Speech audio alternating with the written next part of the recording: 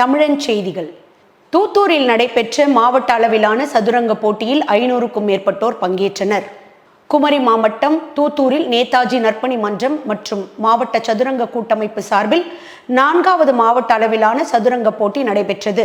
4 பிரிவுகளாக நடைபெற்ற போட்டியில் மாவட்டத்தின் பல்வேறு பகுதிகளைச் சேர்ந்த சிறுவர்கள் முதல் பெரியவர்கள் வரை 500க்கும் மேற்பட்டோர் ஆர்வமுடன் பங்கேற்றனர். இதில் வெற்றி பெறும் மாணவர்களுக்கு பரிசு கோப்பைகள் மற்றும் சான்றிதழ்கள் வழங்கப்பட உள்ளன. மேலும் இந்நிகழ்வில் இளைஞர்கள் போதைப் பொருட்களுக்கு அடிமையாவதை தடுப்பதுடன் விளையாட்டு மற்றும் கற்றல் திறனை மேம்படுத்தும் நோக்கில் இதுபோன்ற போட்டிகள் தொடர்ந்து நடத்தப்படும் என ஏற்பாட்டாளர்கள் தெரிவித்தனர். கன்னியாகுமரி மாவட்டத்தில் நீட் தேர்வு கட்டாயம் வேண்டும் என முன்னாள் அகில இந்திய மருத்துவ சங்க தலைவர் கருத்து தெரிவித்துள்ளார். கன்னியாகுமரி மாவட்டத்தில் தனியார் பள்ளி கண்காட்சியில் நிகழ்ச்சியில் கலந்து கொண்ட முன்னாள் அகில இந்திய மருத்துவ சங்க தலைவர் தமிழகம் மற்றும் நீட் தேர்வுக்கு எதிர்ப்பு தெரிவித்து வருவதாகவும் நாட்டின் பிற மாநிலங்களில் இதுபோன்ற எதிர்ப்பு இல்லை என்றும் கருத்து தெரிவித்துள்ளார்.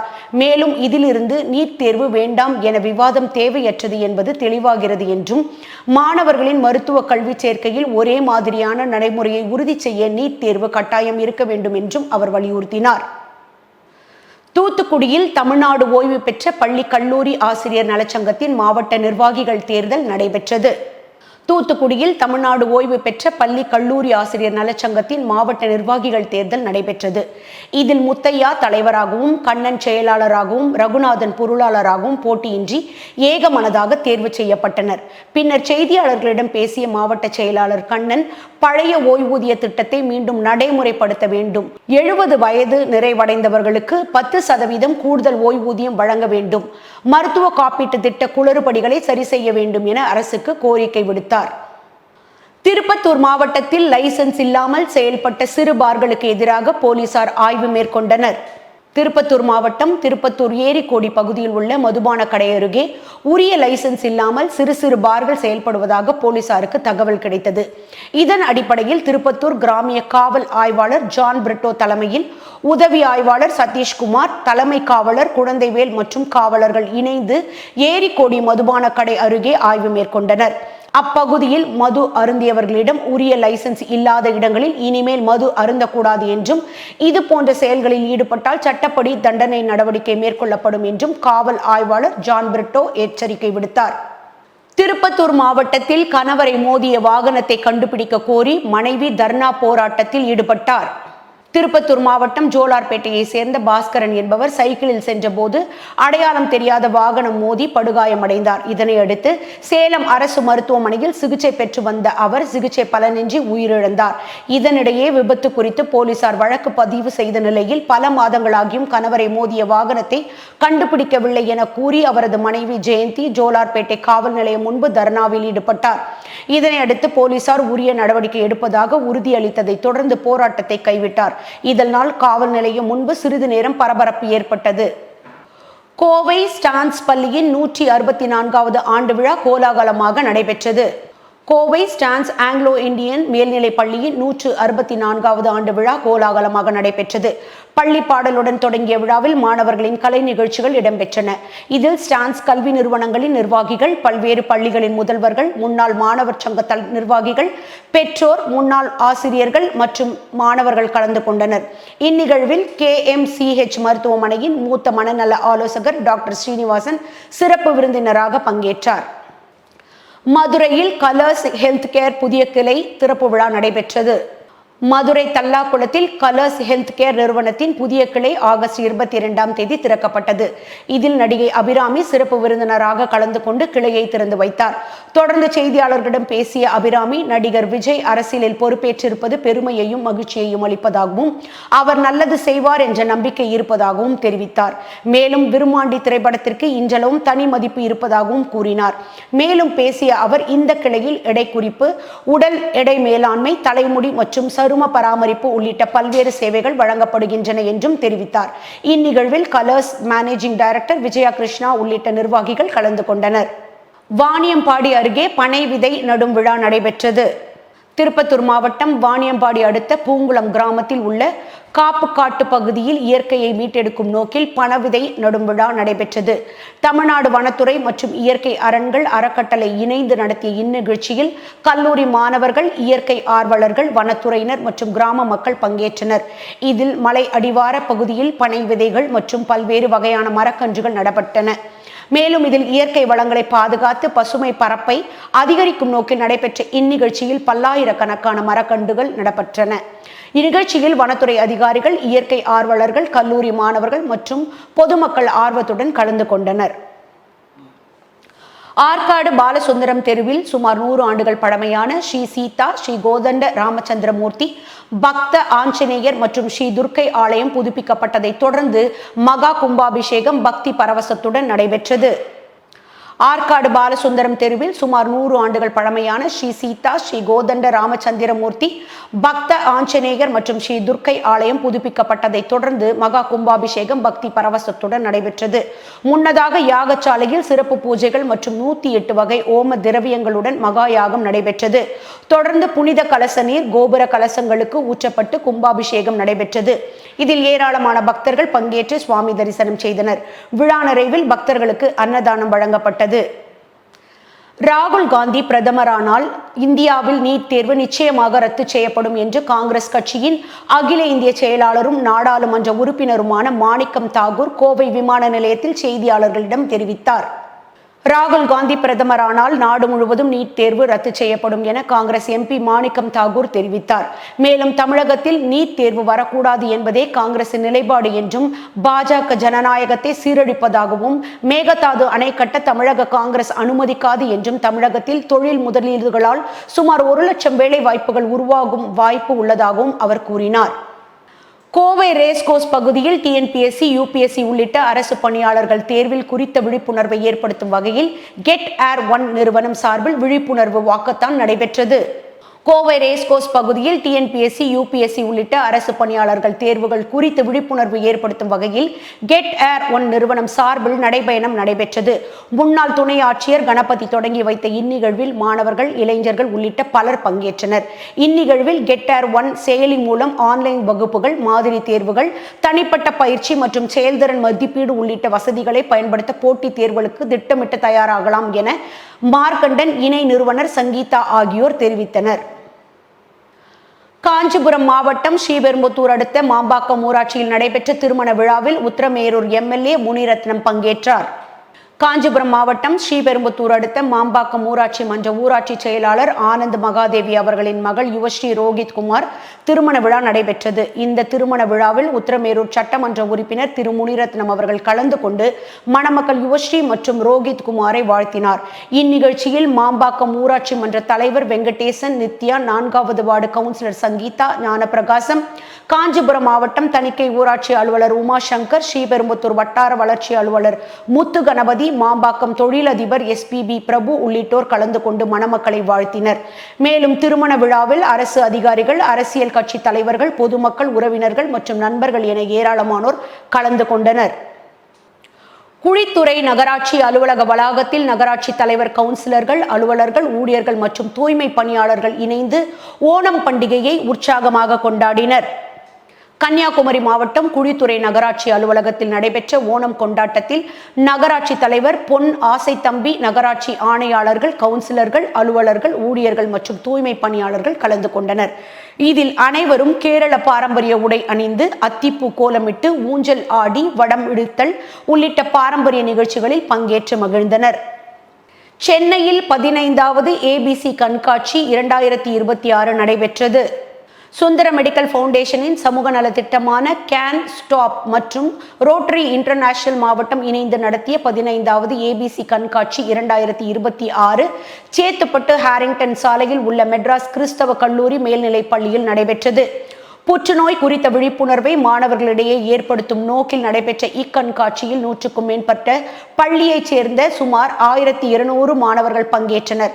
இந்நிகழ்வில் தமிழ்நாடு சட்டமன்ற பேரவைத் தலைவர் ஜேசிடி பிரபாகர் சிறப்பு விருந்தினராக கலந்து கொண்டு கண்காட்சியை தொடங்கி வைத்தார். இதில் ரோட்டரி மாவட்ட ஆளுநர் சுரேஷ் ஜெயின் மற்றும் கேன் ஸ்டாப் நிறுவனர் டாக்டர் விஜயபாரதி ரங்கராஜன் உள்ளிட்டோர் கலந்து கொண்டனர். கேங்க்ரோவென்ஸ் ஹோல்டிங்ஸ் நிறுவனம் 2028க்குள் 300 மையங்களாக விரிவாக்கம் செய்ய திட்டமிடப்பட்டுள்ளது. நுகர்வோர் மின்னணு சாதனங்களின் விற்பனை மற்றும் சேவைகளை வழங்கி வரும் கேங்க்ரோவென்ஸ் ஹோல்டிங்ஸ் நிறுவனம் தற்பொழுது தமிழ்நாட்டில் 30 மையங்களுடன் செயல்பட்டு வருகிறது. மேலும் இந்நிறுவனம் 2028க்குள் தென்னிந்தியாவின் முக்கிய நகரங்கள் உட்பட 300 ரீடைஸ் மற்றும் சேவை மையங்களாக விரிவுபடுத்த திட்டமிட்டுள்ளது. இதில் கோகிஸ்மோ, கோஃபிக்ஸ், கோகேர் உள்ளிட்ட 8 பிராண்டுகள் மூலம் பல்வேறு மின்னணு சாதன சேவைகளை நிறுவனம் வழங்கி வருகிறது. இதனை சென்னையில் நிறுவனத்தின் புதிய பெருநிறுவன அலுவலகத்தை அமைச்சர் AM ஷாஜகான் திறந்து வைத்தார். இந்நிகழ்வில் நிர்வாக இயக்குனர் முகமது ரபி சேட் மற்றும் பாஸ் குழும தலைவர் செயல் அதிகாரி ஷர்புதீன் உள்ளிட்டோர் இந்நிகழ்ச்சியில் பங்கேற்றனர்.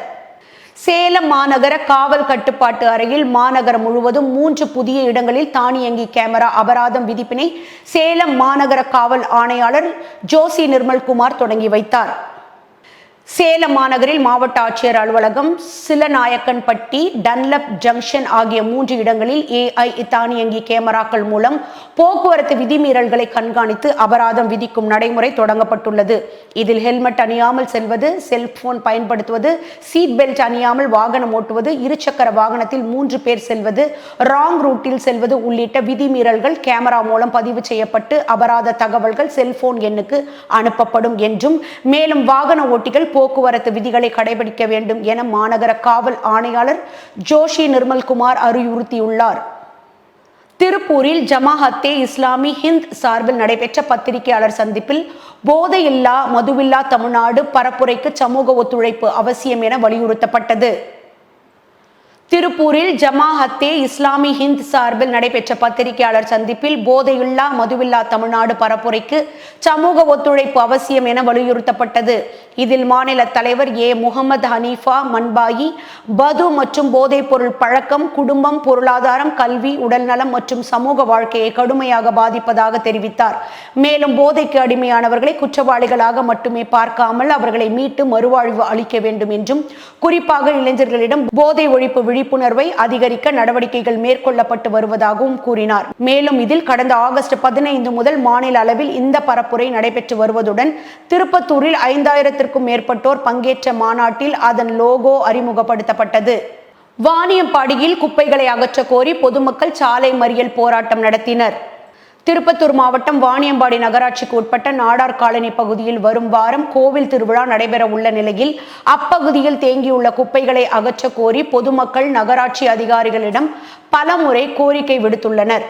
ஆனால் குப்பைகள் அகற்றப்படாததால் ஆத்திரமடைந்த பொதுமக்கள் இன்று வாணியம்பாடி ரயில்வே கேட் சாலையில் குப்பைகளை கொட்டி சாலை மறியலில் ஈடுபட்டனர். தகவல் அறிந்து வந்த வாணியம்பாடி நகர காவல்துறையினர் பொதுமக்களிடம் பேச்சுவார்த்தை நடத்தி உரிய நடவடிக்கை எடுப்பதாக உறுதியளித்ததை தொடர்ந்து போராட்டம் கைவிடப்பட்டது. இதையடுத்து சாலையில் கிடந்த குப்பைகள் மற்றும் மரக்கிளைகளை காவல்துறையினர் அகற்றி போக்குவரத்தை சீர் செய்தனர். பின்னர் நகராட்சி பணியாளர்கள் சம்பந்தப்பட்ட பகுதியில் தேங்கியிருந்த குப்பைகளை அகற்றினர். இதனால் அப்பகுதியில் சிறிது நேரம் போக்குவரத்து பாதிக்கப்பட்டது. திருப்பூர் செயின்ட் ஜோசப் பெண்கள் கல்லூரியில் ஓணம் விழா உற்சாகமாக கொண்டாடப்பட்டது. திருப்பூர் காங்கேயம் சாலையில் அமைந்துள்ள செயின்ட் ஜோசப் பெண்கள் கல்லூரியில் ஓணம் பண்டிகையை முன்னிட்டு சிறப்பு விழா உற்சாகமாக நடைபெற்றது. வரும் ஆகஸ்ட் 26ஆம் தேதி நாடு முழுவதும் ஓணம் பண்டிகை கொண்டாடப்பட உள்ள நிலையில் கல்லூரி வளாகத்தில் நடைபெற்ற விழாவில் கேரளாவின் பாரம்பரிய கலை நிகழ்ச்சியான சண்டமேளம் இடம்பெற்றது. இதனைத் தொடர்ந்து மாணவிகள் ஆர்வத்துடன் அத்திப்பூ கோலங்களை அமைத்து போட்டிகளில் பங்கேற்றனர். விழாவில் கல்லூரி செயலர் முனைவர் அருள்சீலி மற்றும் முதல்வர் முனைவர் சகாய தமிழ்ச்செல்வி ஆகியோர் நடுவர்களாக கலந்து கொண்டு மாணவிகளின் திறமைகளை பாராட்டினர். ஓணம் பண்டிகையை முன்னிட்டு நடைபெற்ற பல்வேறு போட்டிகளில் வெற்றி பெற்ற மாணவிகளுக்கு சிறப்பு பரிசுகளும் வழங்கப்பட்டன. இதையடுத்து நடைபெற்ற DJ நடன நிகழ்ச்சியில் நூற்றுக்கணக்கான மாணவிகள் இசைக்கு ஏற்ப உற்சாகமாக நடனமாடி விழாவை களைகட்ட செய்தனர். திண்டுக்கல்லில் தெருநாய்கள் கருத்தடை மையத்தில் ஆட்சியர் ஆய்வு மேற்கொண்டார். திண்டுக்கல்லில் மாநகராட்சிக்கு உட்பட்ட 11வது வார்டு லயன் தெருவில் செயல்பட்டு வரும் தெருநாய்கள் இனப்பெருக்க தடை, அறுவை சிகிச்சை மையம் மற்றும் உயிரி எரிவாயு கூடத்தை மாவட்ட ஆட்சியர் துர்காமூர்த்தி நேரில் பார்வையிட்டு ஆய்வு மேற்கொண்டார். மேலும் காய்கறி கழிவுகளை பயன்படுத்தி மின்சாரம் தயாரிக்கும் பணிகளின் செயல்பாடுகளையும் அவர் ஆய்வு செய்தார். பின்னர் பேசிய அவர், திண்டுக்கல் மாவட்ட விவசாயிகள் மற்றும் காந்தி காய்கறி மார்க்கெட் விற்பனையாளர்கள் காய்கறி கழிவுகளை வீணாக்காமல் முறையாக சேகரித்து உயிரி எரிவாயு கூடத்தின் பயன்பாட்டிற்கு வழங்கி இத்திட்டத்திற்கு முழு ஒத்துழைப்பு அளிக்க வேண்டும் என ஆட்சியர் துர்காமூர்த்தி கேட்டுக்கொண்டார். ஆய்வின் போது திண்டுக்கல் மாநகராட்சி ஆணையாளர் பிரேம் ஆனந்த், மாநகர நகர் நல அலுவலர் முருகானந்தம் உள்ளிட்ட துறை சார்ந்த அலுவலர்கள் உடனிருந்தனர். தர்மபுரி செந்தில் நகர் மகா மாரியம்மன் கோயில் கும்பாபிஷேக விழா வெகு விமரிசையாக கொண்டாடப்பட்டது. தர்மபுரி அடுத்த இலக்கியம்பட்டி செந்தில் நகரில் அமைந்துள்ள ஸ்ரீ செல்வ விநாயகர் நாகர்கள், செந்தில் பாலமுருகன் மற்றும் மகா மாரியம்மன் ஆலயங்களின் புதுப்பிப்பு பணிகள் நிறைவடைந்ததை தொடர்ந்து கும்பாபிஷேக பெருவிழா விமரிசையாக நடைபெற்றது. இதில் கணபதி ஓமம், காயத்ரி ஓமம் உள்ளிட்ட சிறப்பு யாகங்கள் நடைபெற்றன. தொடர்ந்து ஊர் பெரியவர்கள் தீர்த்த குடங்களை எடுத்துச் சென்று கோயில் கோபுர கலசங்களுக்கு புனித நீர் ஊற்றி மகா கும்பாபிஷேகம் நடத்தினர்.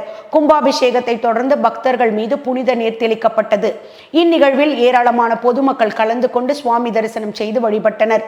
விழாவில் கௌரவ தலைவர் குப்புசுவாமி, தலைவர் செந்தில், செயலாளர் பூபதி, துணைத் தலைவர் கந்தசுவாமி, ராஜி உள்ளிட்டோர் கலந்து கொண்டனர். இதில் கோயில் நிர்வாகம் சார்பில் பக்தர்கள் மற்றும் பொதுமக்களுக்கு அன்னதானம் வழங்கப்பட்டது. தென்னம்புலம் ஊராட்சியில் உள்ள அருள்மிகு பத்ரகாளியம்மன் ஆலய அஷ்டபந்தன மகா கும்பாபிஷேகத்தில் ஏராளமானோர் பங்கேற்று சுவாமி தரிசனம் செய்தனர். நாகை மாவட்டம் வேதாரண்யம் அடுத்த தென்னம்புலம் ஊராட்சியில் உள்ள அருள்மிகு பத்ரகாளியம்மன் ஆலய அஷ்டபந்தன் மகா கும்பாபிஷேகத்தை முன்னிட்டு கடந்த 21ஆம் தேதி விநாயகர் பூஜை மற்றும் முதல் யாகசாலை தொடங்கி விமான கலச பிரதிஷ்டையுடன் 4ஆம் கால யாகசாலை பூஜை நடைபெற்றது. யாகசாலையில் இருந்து மங்கள இசை வாத்தியங்கள் முழங்க வேத விற்பனர்களின் வேத மந்திரங்களோடு ஊர்வலமாக வந்து கும்ப கலசத்தை அடைந்து புனித நீர் ஊற்றப்பட்டு மகா கும்பாபிஷேகம் நடைபெற்றது.